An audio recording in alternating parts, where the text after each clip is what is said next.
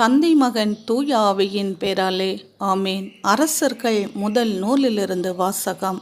அதிகாரம் 3, இறை வார்த்தைகள் 9.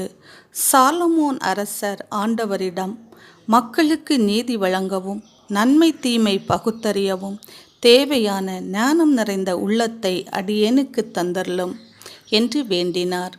இது ஆண்டவர் வழங்கும் அருள்வாக்கு. இறைவா, உமக்கு நன்றி.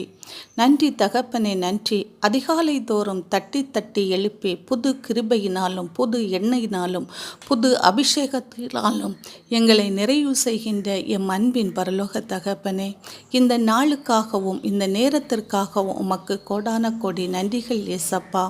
அப்பா தகப்பனே, இன்றைய இறை வார்த்தைக்காக நன்றி ஏசப்பா, நன்றி அப்பா. ஏசப்பா ஆண்டவரே, உம்மிடத்தில் சாலமோன் அரசர் மக்களுக்கு நீதி வழங்க ஏசப்பா தேவையான ஞானத்தை தாங்க என்று கேட்கிறார் ஏசப்பா.